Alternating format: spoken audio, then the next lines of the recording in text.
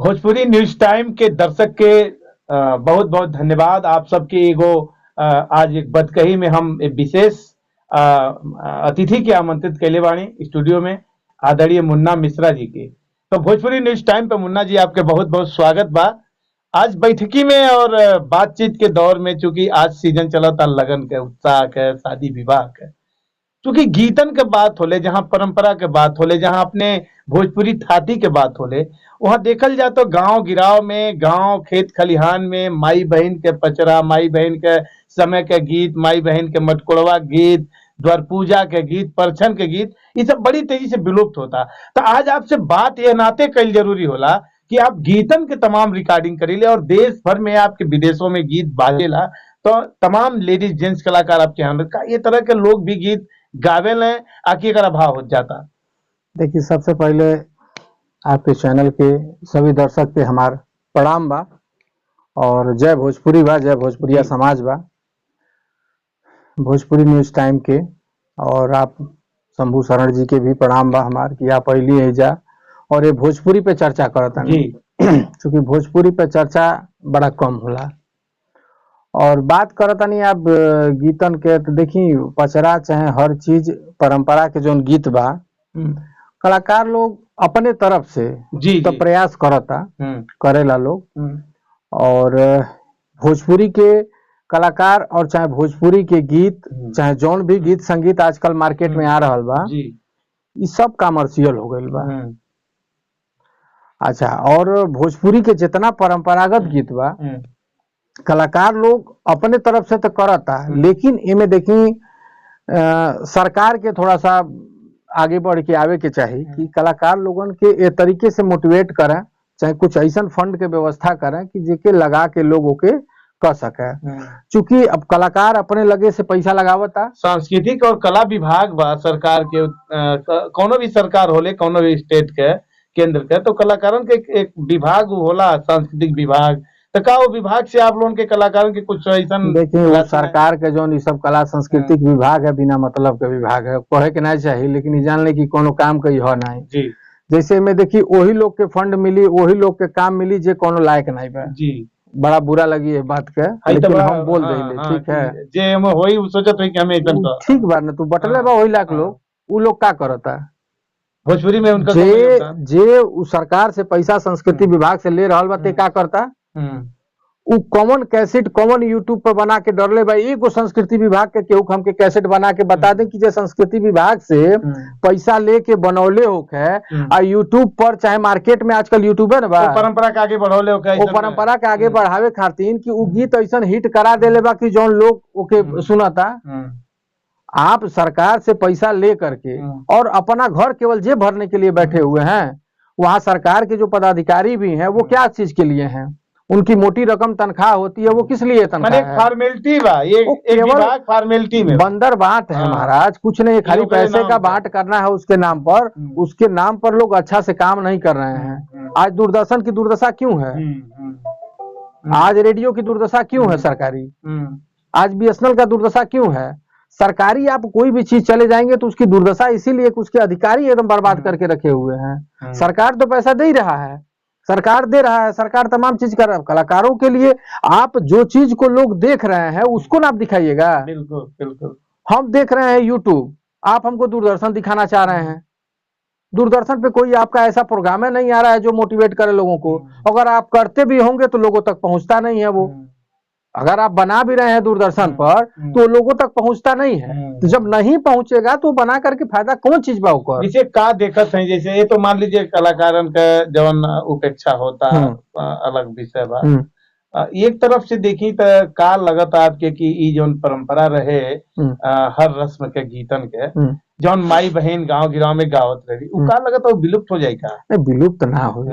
देखिए, विलुप्त एक पीढ़ी गाय वाली ना नजर आवती है, जैसे गाड़ी गीत जब तमाम एकरे विषय में का सोच? जैसे आपके हमके लाज लागता, ठीक बा, लजाता लोग। हमारे घर के बिटिया अगर गावत गईबू, हम अधिकारी हैं, हम इतना बड़े बड़े पद पर बानी, हमारी बेटी गाना गाई, तो जब तुहार बेटी नहीं गाना गाई तो दूसरे की बेटी तुहार ठिका ले लेबा। तुम्हारे बियाहवा सदिया में बुलावे करती दूसरे केहू के ठीका चलता, ठीका होता भाई, तो ठीका ठीका होता तो वो गावे करती थोड़ी ठीका करी। एक अधिकारी से बात भल, उनके लड़का के शादी रहे, आपके जिक्र करता नहीं, यही गोरखपुर के बात है।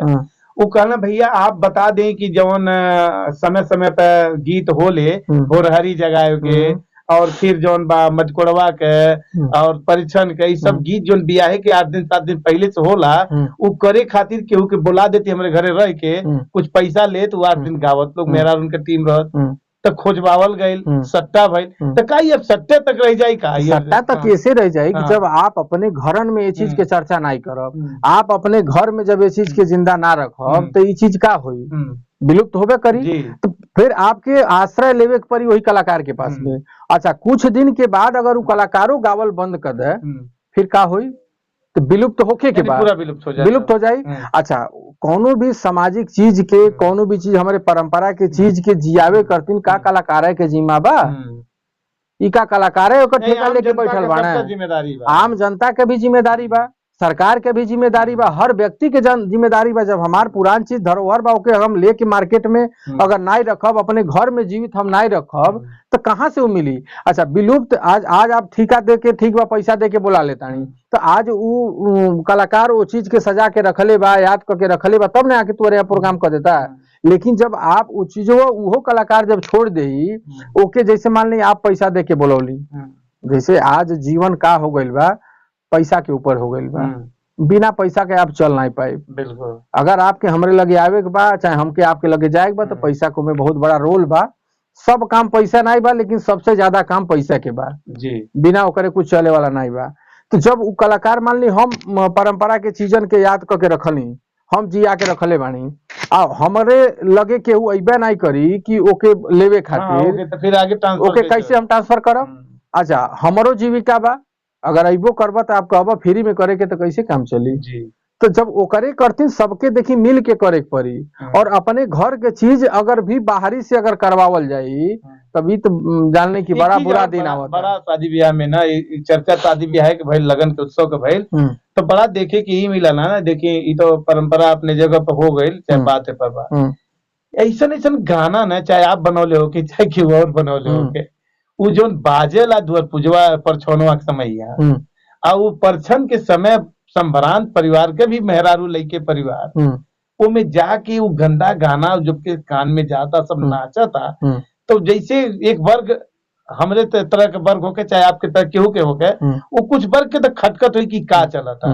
ये पर आपके का राय बा कि बड़ा गंदा गंदा गाना, जैसे अब देखिए हमें नाम नहीं लेवे के चाहिए, एक ठे शादी में देखल गई कि वैसा ना गनवा बजत रहे देवरा भाभी वाला, आ वो स्पष्ट रूप से वो वहां का जौन वर्तमान देवरा रहे वो तरह के हरकत कर गई, तो के तोपल ढापल गई, और किनारे कल गई कि केहू जान न जाए। तो एहू तरह के समाज में चलता है, पर असर बड़ा गंदा चलता है। पर आप ए पर तो बहुत गलत बात बा, जौन भी ए तरीके के गीत बनता है उ नहीं बने के चाहिए। दूसर चीज जब कहता नहीं कि शादी विवाह में बाजता, तो उ संभ्रांत व्यक्ति कहाँ गई?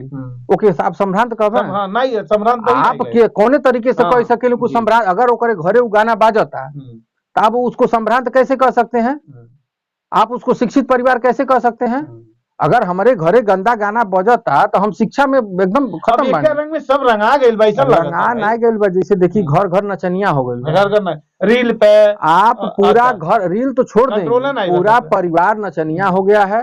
जेकरे घरे शादी विवाह पड़ता, हल्दी में भी हमारी बेटी बहन नाचतियारी, बड़ा बड़ा पूरा एकदम महत्वपूर्ण लाइन बा मुन्ना भैया कि जौन आप कली घर घर नचनिया बा, संभ्रांत कैसे कहल जाए, बड़ा ए पर गंभीर लाइन बा, गंभीर तरीके से आप जवाब दे समाज के कि समाज पर समझा कि हम संभ्रांत कैसे कब, जब स्टेट घराना कहल जात रहे, बड़का घराना कहल जात रहे, उनका बहन बेटी गंदा गंदा गाना, एक गंदा गाना देखिए अभी एक समर सिंह के एक लाइन देखली है, कहे ना जी लाइन नाम लेके कहता है, वो लिखले रहना है कि बलमुआ के बल्लम ऐसा कोनो लगन ना हुई जो बाजल ना, मतलब सब में बाजाता है टाइप का गीत, तमाम तरह के गीत बाजाता, तो कलाकार को बड़ा एनर्जी मिला, बड़ा खुश होता है। ये बड़ी गंभीर लाइन पर समाज के आप बताएं। देखिए इमे जौन बात है, जैसे देखिए एक तो जो गावता वो गलत बात बा, ओमे हम कबो ओकर साथ ना दे, वो तो ठीक बा, गलत बा।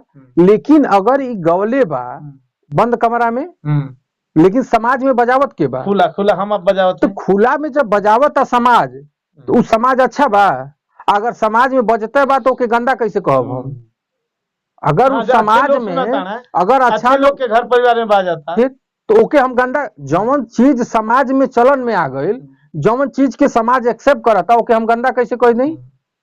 अगर वो गंदा बात समाज एक्सेप्ट कहे करता, तो एक तो बनावल गड़बड़ी बात, दूसरे अगर आपके घरे बजता है, आपके एरिया में बजता है, तो आपके जिम्मेदारी है कि वो डीजे वाले से जा करके रोक दी वो गाना के न बजे दी। लेकिन आपके बेटी नाचतिया है, आपके माई नाचतिया है, लेकिन फिर भी आप एकदम अरे क्या बात है, देखा हमारे माई नाचतिया है। अरे पागल, माई या बेटी तू नाचतिया तू ताली बजावता, तू दादा नाचता ना तू ताली बजावता। मतलब जौने चीज करती नाच गाना के लिए अलग वर्ग एक रहल है कि अलग तरीके से भाई कुछ लोग आवत रहना है कलाकार, जो उनका रोजगार रहला उ नाचत गावत रहना है। आप घर घर नाचत रहा, तू ताली बजावत रहा, पर बहुत खुश बाड़ा कि हमार दादा नाचत है, हमार माई नाचतिया, हमार बेटी नाचतिया, एक से एक ड्रेस पहन के। जो नचनिया ना ड्रेस पहनतियाड़ी उसे गंदा ड्रेस तो घरन में पहनत जाता। तो आप वो चीज के ही नहीं कह सकेली कि भाई वो गंदा बा और गंदा नहीं बा। अगर गंदा बा तो ओके आप भी रोकी, ओकर जिम्मेदार सब लोग बा, और ओके तरीके से नहीं करे के चाहिए। पहले तो अपने घर के जो नाच गाना बा एके बंद करी, ये सब चीज ठीक बात नहीं। अपने भोजपुरी करतीन, जौन भोजपुरी में परंपरा के जौन गीत बा उ तो यादे नहीं होता, अश्लील गाना पर डांस होता, सब चीज के माहौल बनावल जाता कि आज हल्दी के रस्म बा, आज मेहंदी के रस्म बा, तो पहले से प्लान बनता कि हमार दीदी आई तो नाची। अरे नचनिया, तोर दीदी आई तो नाची, तोर लाज नहीं लगता रे? हाँ, तोर माई नाची, तोर चाची नाची, तोर फुआ नाची, तोर लाज नहीं लगता? नचिए तक रह गया तो अभी खाली नचिए कार्यक्रम हो गइल बा, सजी रस्म खाली नचिए पे बा। यानी मुन्ना मिश्रा के दिल में भी बड़ा कसक, बहुत कसक बा। खाली गाना करती, अगर आप लोग कहब कि गाना अश्लील आवता, गाना खाली गनवे से अश्लील बा। भोजपुरी के सब कहता कि अश्लील बना दिया ले बाना, तो खाली गनवे ले भोजपुरी बा, खाली गनवे ले बा। मानसिकता अगर अश्लील बा तो सुनाई पड़ी, तो सुनाई पड़ी। आज गोरखपुर में हमन के बाणी बहुत बढ़िया योगी जी है सुंदरीकरण कर दिया रामगढ़ ताल के। आप ओ राहे से गुजरी, परिवार ले करके आपका सर नीचे हो जाएगा। जिस तरीके से लड़कियां वहां पर अय्यासी करती हैं, गलत नीति करती हैं, खुल के जो रहती हैं ओके सारा चीज करती हैं। बम्बई भी उसे लजा जाई जो हिसाब से भैया बताओ तानी कि मैं रोज देखा वो अश्लील नहीं बा। वहां से जितना गड़िया गुजरत यारी, जितना लोग गुजरता तू नहीं देखा था, वो लड़कियां लड़के स्कूल के ड्रेस में है, कॉलेज के ड्रेस में है, ऐसे भी है। वहां बैठ करके क्या हो रहा है, ये सब सारे तो खाली गनवेल अश्लील नहीं बा। क्या बोल दीजिए कि गाना अश्लील बा, समाज गंदा होता। अरे साला समाज गंदा हो चुकल बा, कदम कदम समाज गंदा हो चुका है शंभू शरण जी। समाज खुद अपने आप में अगर बदलाव नहीं करेगा तो इसको कोई गाना और कोई सरकार कोई नहीं रोक सकता है। तो आई हमन के मिल के आपके मन का कसक और आपके मन का पीड़ा हम देख ली, और मिल के एक मुहिम चलाओ जब भोजपुरी के और संवर्धन मिले और अपनी परंपरा के और थाती के मजबूत करें। बिल्कुल हमनी के एकदम प्रयास रही कि, और आप सब से हमारे हाथ जोड़ के नहीं हो रहा बा कि घर में जो नाच गाना चल रहा बा, गंदगी ये सब चीज के मिटाई, और भोजपुरी में कोनो भी चीज बोले करती ना अपने परिवार के चलन में लेकर के आई, और अपने आप के संभ्रांत आप अगर कहतानी और आपके गांव में आपके एरिया में अगर गलत गीत बजता और आप ओके सुनतानी और चुप पायल बाणी तो आप संभ्रांत नहीं थे, आप वो अश्लीलता के भागीदार बाणी। जो अश्लीलता फैलता उनमें आप भी सहभागी बाणी कि आपके दरवाजे से वो गाना बज के जाता है, आप उठ करके डीजे के रोक नहीं पाओतानी। आप अगर रोकब तो का डीजे वाले का औकात बा क्यों नहीं चलायू, तुरंत बंद कर दे, तुरंत बंद कर दे। लेकिन जब आपके रोकत नहीं बा, उल्टा जाके वहां नाच करती वैसे गाना के जब फरमाइश होता तो भाई होता। समाज के अगर गंदगी बचावे के बा, अश्लीलता से बचे के बा, तो अपने आप के बची। जहां आप देखा तानी ओकरे करती लड़ पड़ी, ओके रोकी, तब समाज बची, ऐसे नहीं बची। ये मुहिम में शामिल हुई और आज मुन्ना मिश्रा जी MM स्टूडियो के डायरेक्टर और वरिष्ठ संगीतकार म्यूजिशियन से आपका परिचय करवली। हम सब मिलके एक भोजपुरी के साफ सुथरा और समाज के भोजपुरी नहीं पूरे समाज के साफ सुथरा कैल जाओ और एक समृद्ध कैल जाओ, अपने परंपरा के थाती के बचावल जाओ। फिर मिलल जाए एक अलग बात कही के संगे कुछ और मेहमान हुई है आपके संगे, आपके स्टूडियो में कुछ और मेहमान लोग के बुलावल जाए और विधिवत चर्चा हुई। तब तक के लिए जय भोजपुरी, जय भोजपुरी, जय भोजपुरी समाज।